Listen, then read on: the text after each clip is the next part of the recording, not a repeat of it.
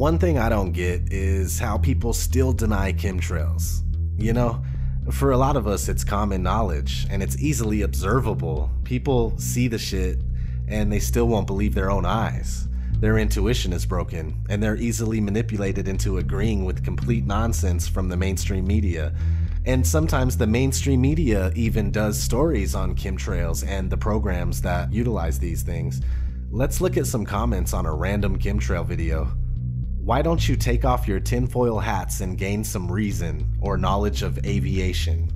Hey, look guys, there's condensation in the sky. It could be poison. It's a conspiracy. Easily the most ridiculous conspiracy theory I've ever heard. People need to learn how to science.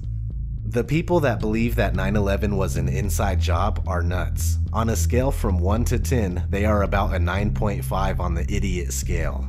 If you believe in chemtrails, you're a 10.5 out of 10. You probably believe that little green men are coming to your house and probing your anus while you're sleeping. You guys realize that's water vapor, right? No, the retards think we're being poisoned. Nothing is being exposed here. Chemtrails are a fallacy. They are fucking contrails that do not dissipate. If you read a full, in-depth scientific study on the subject, you would shut the fuck up. The scariest thing about these conspiracy theorists is that they are willing to abandon logic and science because it doesn't support their conspiracy. When you ask for evidence, the conspiracy theorists blah blah blah. Boring! The truth is, these people are either clueless or they are being paid to ridicule the topic in order to turn people away. Even before I started researching this subject, I knew that chemtrails were real just by looking at them. Seeing completely blue skies turn into milky, misty, otherworldly looking alien skies, it just gets so ugly and you could see the hazy particles in the atmosphere all day. Furthermore, just take a quick look at the infamous NASA document that was leaked in 2001. It goes over aerosol warfare. So check this out. This was written by Dennis M. Bushnell, Chief Scientist at NASA Langley Research Center. Future Strategic Issues, Future Warfare, circa 2025. The future is now. There are many things in the pages of this document. I just want to briefly show you page 43, Microdust Weaponry, a mechanical analog to biomicron-sized mechanized dust which is distributed as an aerosol and inhaled into the lungs. Dust mechanically bores into lung tissue and executes various pathological missions. And here on the bottom, a wholly new class of weaponry which is legal. So is the future in 2025 or is it now? You know, that really doesn't even matter. If this paper was released in 2001, then they obviously have been working on things like this and programs like this for many years, most likely many decades. And the paper says circa 2025, which means roughly 2025. I think depending on how you look at it, the time we're living in now can be defined as roughly 2025. And check this out. We go to metabunk.org where this dude named Chuck is like, I found this supposed NASA document, is it real? And Mick West replies, it's not a new document, it's an old PowerPoint presentation from 2001. There's nothing new in it that's not in many other books and papers on the future of war or futurism in general. Then it just goes on talking that usual Mick West bullshit. So this presentation is nothing to worry about because it's a few years old? Are you kidding me? At least he tried, I guess. After all, he is only an employee for someone that doesn't want information getting out. But still, fuck Mick West. We're gonna hop into this segment on geoengineering from the documentary Shade, the Motion Picture. I highly recommend watching this documentary. The chemtrail piece is top notch and very compelling. It just might be the ticket to changing some stubborn minds. So definitely share this with people. Let's roll it. If you control the weather, you control everything. You can control every food supply in literally every political system. So what is geoengineering? Well, it's simply the manipulation of our weather by foreign agents. Geoengineering is now defined as large-scale manipulation of the planetary environment. This is to counteract man-made climate change. This is what the Royal Society published. This is what they put out. So this is their definition, their term of geoengineering. We have this issue, which we all have to address and is of major importance to all of us, to know that people are modifying our weather. Thus, we have to look at the facts that can be proven about what's going on in the atmosphere, about what's happening, about water vapor and its impacts, about the climate and the weather modification programs that are ongoing. These are real. The public has, relatively speaking, been kept in the dark about geoengineering, schemes, plans, global geoengineering governance, and the fact that right now, under research, anyone in the world can start conducting these experiments. So we have people artificially modifying our weather in the western states. California, Pacific Gas and Electric Company, or the city of Los Angeles. It's being modified by the Texas Weather Modification Board in Texas. Colorado, Idaho, Wyoming, lots of other states are all modifying our weather and changing our climate, with extreme implications. We believe many of them are told that what they're doing is very good for the planet, perhaps saving the planet through this climate remediation.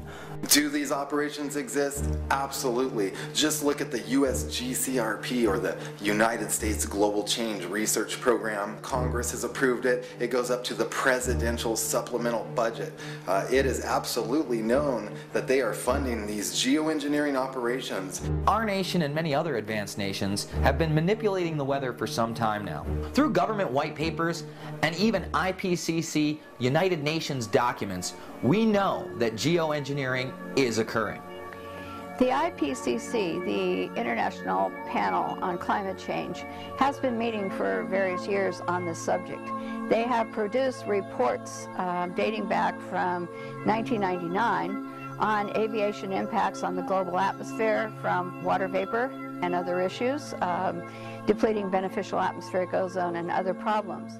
A group of geoengineers, a clique, essentially a small clique, has decided that the answer to our global warming problems are to release particles and chemicals into the atmosphere. David Keith, Ken Caldeira, and a small group of these men affiliated with various universities have promoted this for a long time. One of the things that the geoengineering promoters, this clique, has been doing is that they have been able to keep any voices that would be in opposition to them or want to know about the impacts off the record. In other words, that they have become the experts to go to, and that the public and other people have no say. They go to meetings, they go to U.S. congressional hearings, which were held on geoengineering in 2009 and 2010, 3 of them by the U.S. House Science and Technology Committee. They also went to hearings of the UK Parliament during the same period of time to talk about global geoengineering governance and why these experiments should go forward. One of the people promoting geoengineering is Gregory Benford. One of his papers about doing experiments in the Arctic was that they could conduct these experiments, geoengineering experiments in the Arctic. The people there could live within the experiment.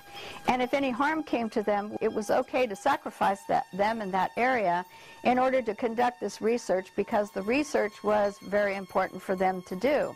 The other thing he noted in an interview was that you could very easily take a little bit of aluminum and a little bit of barium, and you could produce these clouds and have impacts very easily in the atmosphere. You've got to, in a sense, engineer all these so you get the right kind of clouds for the effects we want.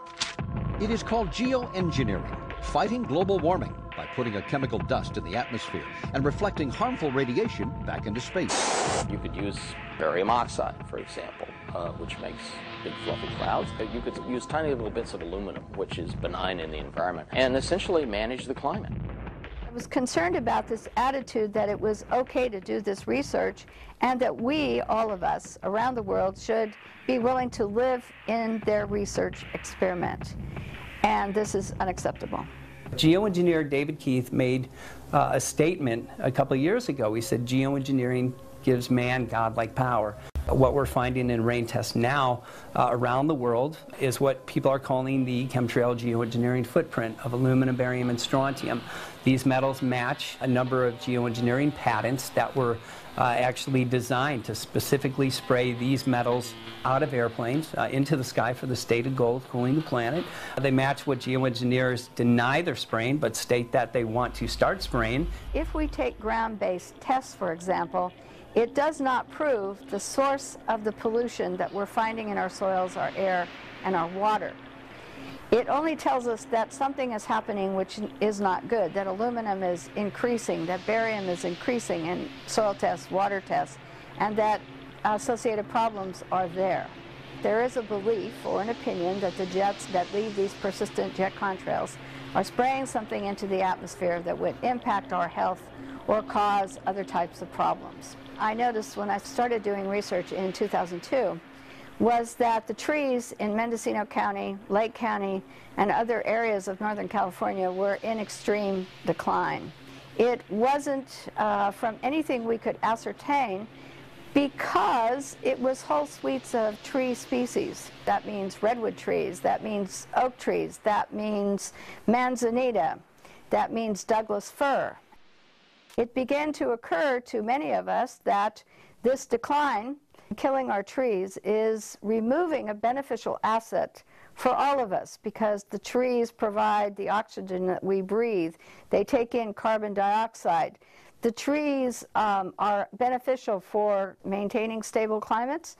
They're beneficial for watersheds, for the water we drink and the snow that comes through. All the trees that we have are assets of not only the United States but this world.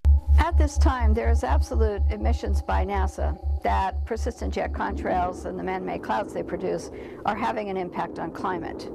So when NASA gets involved with the military in atmospheric releases of aluminum oxide, trimethyl aluminum, and other particulates, they know that this will have a reflective quality, that the particles will stay in the atmosphere for some period of time before they come back to Earth, and that this will reduce the amount of direct sunlight reaching the Earth.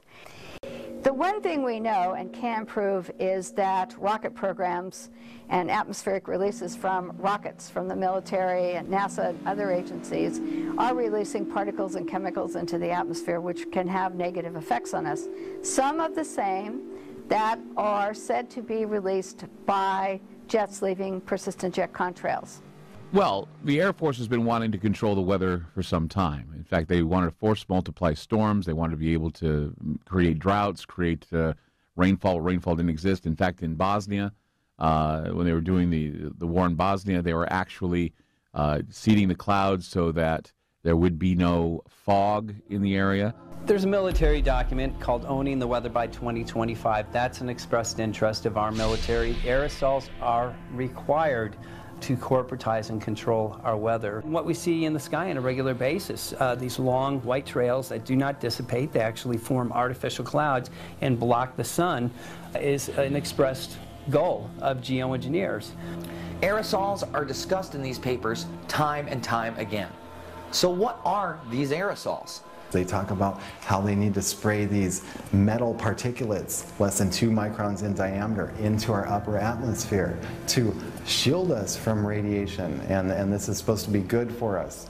David Keith talked about using aluminum oxide to be released by small airplanes or jets, and he talked about having to use water vapor as the medium, whereby an aluminum oxide gas could be sprayed into the water vapor produced by jets, and that the rate of flow, by controlling it, they could control the size of the particles.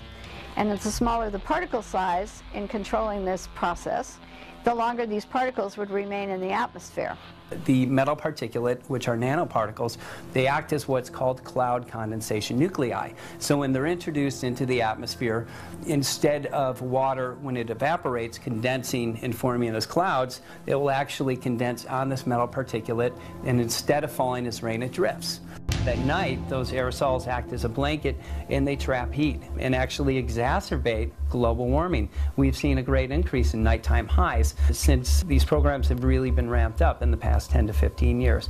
We know from research recently conducted by Stanford Studies and earlier research by NASA that persistent jet contrails change our climate and are warming areas now like the Arctic and Alaska, and that aviation impacts, because water vapor is a greenhouse gas, is beginning to increase these temperatures each year dramatically over time. The issue becomes for all of us with water vapor is that it's a greenhouse gas, it's one of the major players in warming, and the jets producing the man-made clouds, according to NASA, are increasing warming. The powers that be do not want to talk about water vapor and its impacts because we could take care of that problem right now very easily by putting restrictions on the amount of water vapor that aviation produces. This small click is not offset with anyone talking about the impacts that these programs would have on air pollution, water pollution, crop production, the reduction of direct sunlight reaching the earth on human health, the reduction of direct sunlight on solar panel power production. A big concern of ours is this: geoengineering programs shred our ozone. Geoengineers are very open about this. Anytime you put particulate aerosols into our atmosphere, it will affect the ozone. We now have a major ozone hole over the northern hemisphere. The chain reaction that occurs begins to reduce the amount of direct sunlight and can reduce photosynthesis, which all crops, trees, plants, and everything need to survive. We now have an issue called global dimming. The Earth is now receiving 20% less sun than it did just a couple of decades ago. So it's of great concern. There's nothing left untouched on the planet that this does not affect. This is referred to in these documents as SRM, or Solar Radiation Management. And what does solar radiation management mean? It means blocking the sun. The USDA estimate that crop loss in 2030 will double due to abiotic stress. What is abiotic stress? Abiotic stress is everything that chemtrail geoengineering programs create. It's the drought conditions, it's heavy metal contamination, it's too much moisture, it's also fungal overgrowth. Because our sun is blocked, we have an overgrowth in fungus, which is destroying a lot of our crop. More molds, mildews, fungus, and pests are able to proliferate because of the warmer temperatures at night caused by the man-made cloud cover produced by the jets. Geoengineers are very open about the fact that geoengineering creates drought. And if you look at the global drought monitor, most of the world now is in drought. Geoengineers state that geoengineering will create droughts in Africa and Asia. Guess what? We have droughts in Africa and Asia. Every day they spray, they are destroying our protective layer. And again, no ozone, no life on the planet. Many people now are beginning to notice that they burn very quickly when they go out into the sun. The reason for that, again, is our protective layer is being shredded every day. No protective layer, no life on this planet. These experiments, and with global weather patterns and with jet streams and all kinds of things, can get out of hand and can have impacts on people worldwide. And they're actually terraforming our planet. That's right, they're terraforming our planet. They're changing the very environment that we live in, and they're making it hard for humans to live in this atmosphere, hard for our plants to live, hard for our animals to live. We are not going to have a future. This is a big issue. Yes, we can geoengineer our atmosphere, but we're also working on geoengineering the oceans with ocean iron fertilization program, which was and has been initiated to show that it's not successful and causes harm to our oceans. We're seeing the ramifications of this geoengineering in our everyday lives. We're seeing soil being polluted with the agents that are being sprayed: barium, aluminum oxide, and strontium. Now what happens is when the chemtrails start to descend upon the Earth, it oxidizes into what's known as aluminum oxide. This acidifies the soil, devastating crops, water. It can go in and actually make so fish can't take oxygen from the water anymore. This causes them, of course, to die. And we also have research from New Jersey that shows that not only full-grown plants, but seedlings are devastated by this as well. Aluminum in soils is not good for tree health because aluminum gets into the tree roots, and then it prevents the trees from uptaking enough moisture, water, and nutrients to survive. And so it looks like the trees are dying because of lack of water and drought, when in reality, once aluminum is into the root system, they can be dying because they can't uptake the natural things that they need, nutrients and water, in order to survive. The Texas Weather Modification Board has authorized the use of sea salt as a particulate that's used. Well, every time those clouds rain out after they have been seeded with salt, salt reaches the earth.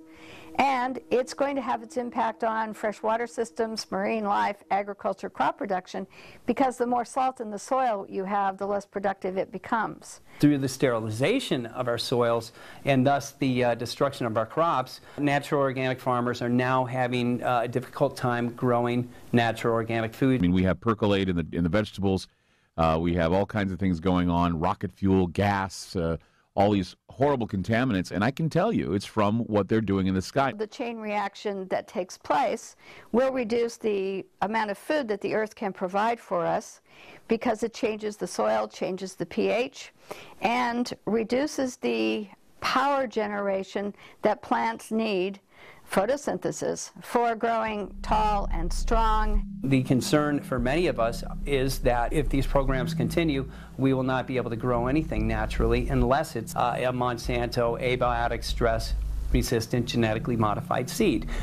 A number of these crops are what are called terminator seeds.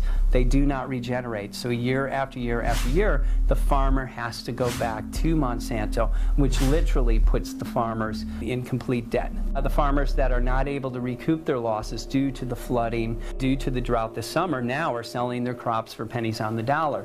There's a company that's owned by George Soros now that is buying up that property, again at pennies on the dollar. That's an objective of Agenda 21. Once these entities have complete control, they can literally control what crops grow, how much grows, how many people get food. These are natural systems. But through the death and destruction of our natural systems, they come in with their solution, which is genetic modification. And in that genetic modification, they literally usurp the authority of nature or the authority of God, and they bring it under the authority of corporations. The sun drives life here on our planet.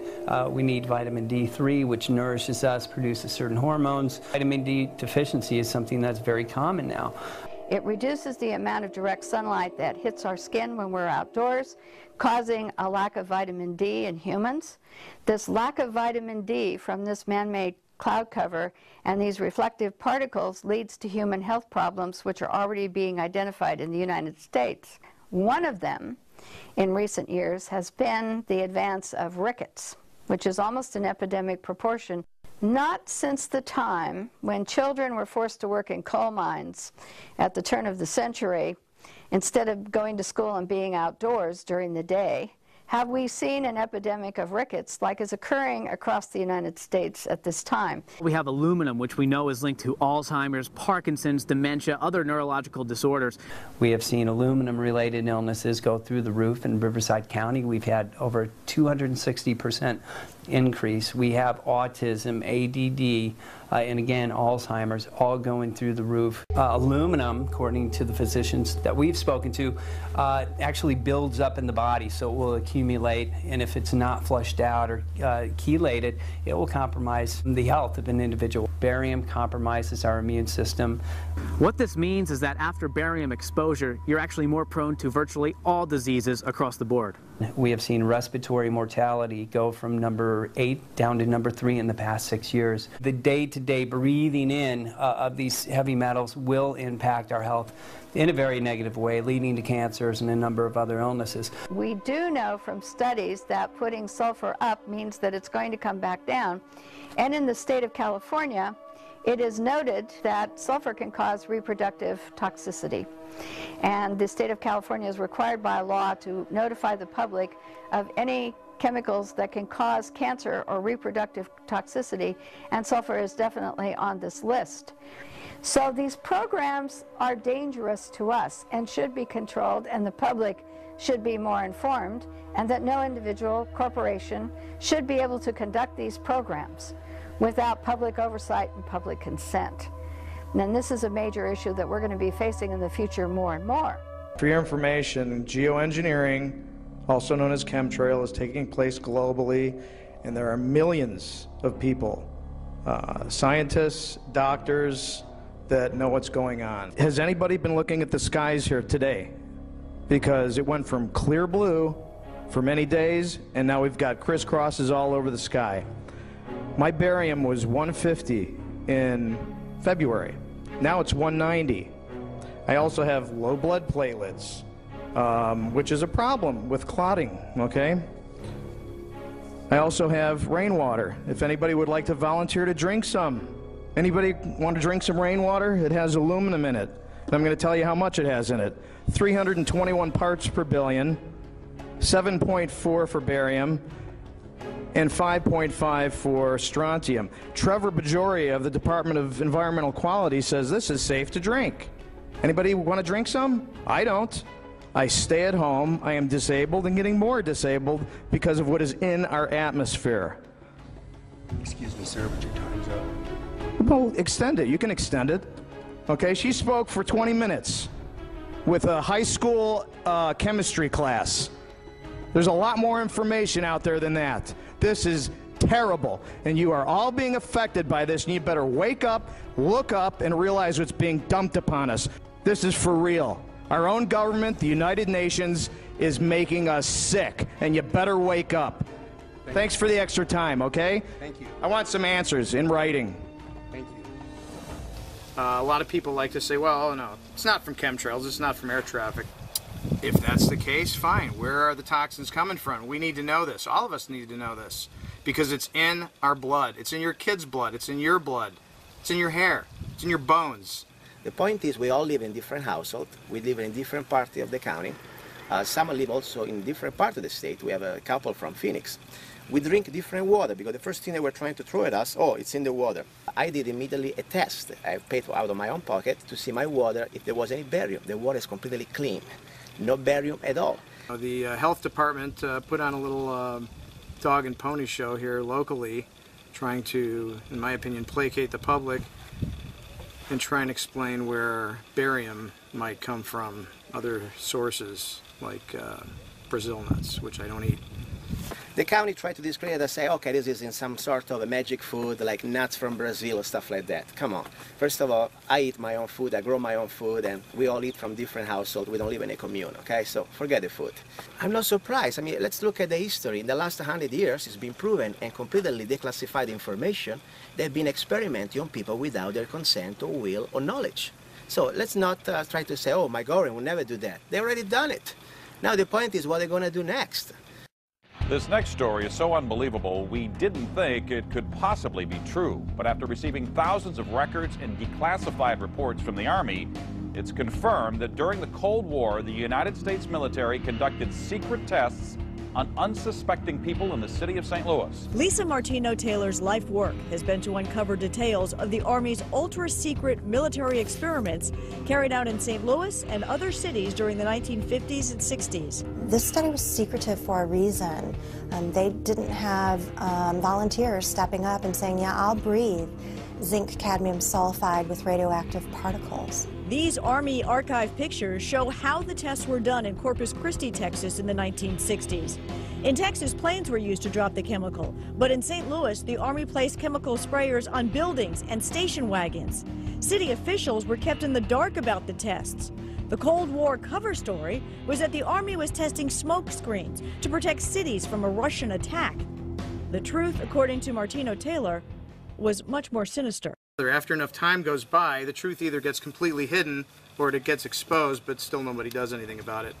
We have to do something about this. Alright, so if you watched all of that, I really appreciate it. I'm going to end this video with a clip of a video that I found on the Of Geometry channel entitled Pilots, Doctors, and Scientists Tell the Truth About Chemtrails. Check out that channel for some good chemtrail videos. As always, this is ODD TV. Thanks for watching. Aircraft making a condensation trail is very similar in many ways to when you go outside on a cold day and exhale. you create a condensation trail. That little cloud is a condensation trail. Now, if you take a 2-mile walk on a cold day, and you can turn around and you can see your condensation trail tracking all the way back for 2 miles. That's how crazy it is to think that what we're looking in the sky is actually condensation trails. The contrails, not the chemical, the contrails occur because of cold air, minus 30. It takes high altitude, around 30,000 feet plus. There's carbon dioxide and water vapor in that exhaust. That turns to ice crystals, and that's what you see, the white stream behind it. Those white crystals of ice warm up, dissolve, and the smoke goes away. And it never lasts more than a minute. What we're seeing now, and I first could not believe it, and I started looking at the skies, and these are not normal, they're not natural. There's something going on, I don't know who it is or why they're doing it. All I can testify is it's not natural and it's not normal. It's got to be some outside influence doing that.